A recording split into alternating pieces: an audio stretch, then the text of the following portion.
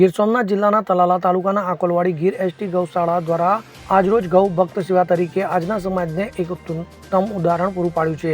ગૌશાળા દ્વારા વર્ષોથી ગાયની સેવાને ગાયની ભક્તિ કરવામાં આવી રહી છે, ત્યારે આકોલવાડીના નવયુવાનોને શ્રાવણ માસનો તહેવાર હોવા છતાં યુવાનો પોતે ફરવા કે ફાલતુમાં સમય આપવાના બદલે આજે પૃષ્ટિ ગૌશાળાના લાભાર્થે જનતા તાવડા ચાલુ કરેલ છે। આ જનતા તાવડામાં નવયુવાનો સતત સેવા આપી રહ્યા છે અને જનતા તાવડાનામાં ફરસાણ તથા મીઠાઈઓ બનાવી મધ્યમ વર્ગ તથા ગરીબોને રાહત દરે વિતરણ કરવામાં આવી રહ્યું છે। તો આ મોંઘવારીને ધ્યાનમાં લઈને પરિવારોને ફરસાણ રૂપિયા 180ના કિલો રાહત દરે આપવામાં આવે છે। તે આકોલવાડીના નવયુવાનોને પહેલથી આકોલવાડી તથા આજુબાજુના ગામડામાં સારો એવો પ્રસિદ્ધાર્થ મળી રહ્યો છે। ત્યારે રાહત દરે મીઠાઈ તથા ફરસાણની એ પણ આવક થશે। તે પણ દરમિયાન ગાયોને ઘાસ તથા નિરણ નાખવામાં આવશે। તો નવયુવાનો અધ્યાય અને પ્રતિજ્ઞા લઈ સતત સેવાજ્ઞા આપી રહ્યા છે। તો દરેક આમ જનતા તથા પરિવારોને પૃષ્ટિ ગૌશાળાના લાભાર્થે લાભ લઈ આ સેવામાં આપનું યોગદાન અવશ્ય આપશો।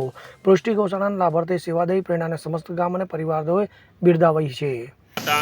પુષ્ટિ ભક્તિ ગૌશાળા આકોલવાડી ગીરની અંદર અમે દર વર્ષે આયોજન કરીએ છીએ જનતા તાવડાનું એવી રીતે છે કે લોકોને ફરસાણ શુદ્ધ ઘીમાં સારા ક્વોલિટીમાં મળી રહીએ, સારા તેલમાં મળી રહીએ અને ગામનો સાથ સહકાર બહુ છે। તમને કહું, બધા લોકો અહીંયા લેવા આવે છે અમને, અને ગૌશાળામાં આ જે કાંઈ ફાળો થાય એ અમે ગૌશાળાના નીણ માટે વાપરીએ છીએ। અને ગામના યુવાનો આઝાદ ગ્રુપ છે, સ્વામિનારાયણ ગ્રુપ છે અને ગામના લોકો બધાનો સાથ સહકારથી અમે આ આયોજન કરીએ છીએ દર વર્ષે। અને નાના માણસોને તમને કહો, આ પરવડે એટલે 180 રૂપિયા અમે બધું ટોટલી ફરસાણ અમે રાખ્યું છે। જય ગૌ માતા, જય ગૌ માતા। જગદીશ અર્ધવી સાથે CN24 ન્યૂઝ તાલાલા। હવે જુઓ દેશ દુનિયાની તમામ ખબરો તમારી આંગળીના ટેરવે।